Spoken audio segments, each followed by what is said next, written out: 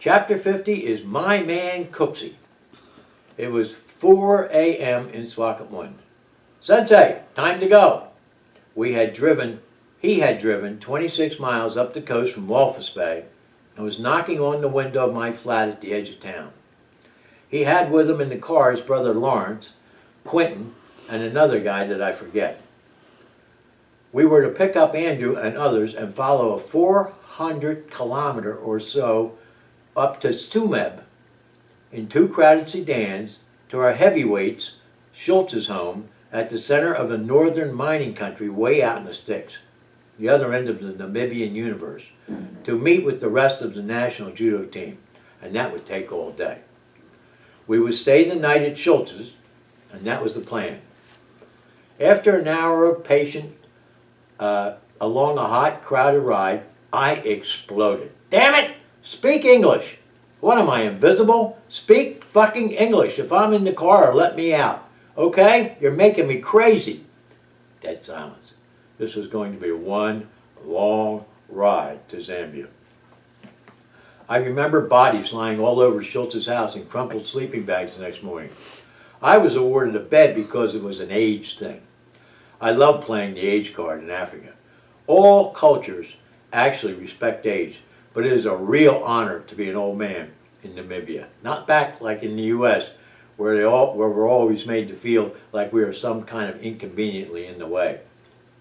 We decided to leave Andrew's ratty old sedan behind because it probably wouldn't make the trip through the veld anyway. Veld is bush talk for wild country.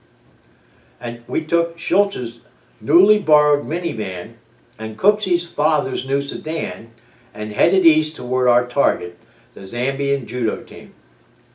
So here we are, 10 judo players and a coach, with no spares, crowded into 2 vehicles, crammed with our sleeping and personal gear, heading east to our first international judo meet, and we were really psyched. We traversed the exact same path from Swakopmund I had taken to get back from the Guinea Fowl Inn in Katima Malilo in the Caprivi Strip back in the days when I came back with the cops. We passed the gravel road prisoner scene as we got nearer to the town, near to my bush duty station. I was floored that Freddie, the innkeeper, remembered me so quickly. He glanced up from his desk as we entered the inn and ran to hug me. Master Tommy, it's so good to see you. That was one of the biggest problems I had in Namibia, was trying to convince people not to call me master. These guys are my Namibian national judo team, Freddie, proudly waving my hand around at the team standing behind me. I told you I would do it. There was never a doubt, he said. What can I do for you? Can we camp out on the lawn tonight? Money's very short, I said, patting my pocket of my favorite faded maroon bush jacket that had become my trademark all over Namibia. Of course, you and your Namibian team are my guests. We pulled the vehicles around back to the lawn where I had practiced judo with my friend Michelle, the Egyptian judo man who saved my life. We parked the sedan next to the back porch with the van behind it and planned the night's sleeping arrangements. No one could sleep outside on the actual ground. The Zambezi crocs love to attack at night. Schultz started the argument when he casually suggested the Afrikaners, that's the white guys, could all go to his friend's house to sleep. I knew they would party a bit and see us in the AM, all hungover, but that didn't bother me one bit. It would also require that we cram the rest of our team into one small sedan, and that bothered me a lot. I balked. If you guys sleep inside tonight, they sleep inside tonight, I said, pointing to the colored, the blacks, and Andrew. Andrew was silently on my side in the conflict. I will use some of this money we pulled together to pay for the 2 rooms, patting my pocket again. They balked and whined until I pulled a wad of bills from my pocket, waved them around, and swore I would throw the money into the Zambezi River, leave immediately, and hitchhike back to Swakopmund by myself if they refused. It is commonly known by anyone who knows me well, I never make a false threat. Hell, my own kids could easily attest to that. They yielded immediately and grudgingly left for the party, and the rest of the team got to sleep indoors. I slept in the exact room where I began my African life in Caprivi. God help us.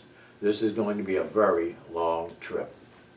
Stopping and sleeping out on the ground in the veld during the next leg of the journey through the game parks would be totally insane. Lions were everywhere. We had to be careful just to take a pee in the daytime. One of us was always watching out in the open.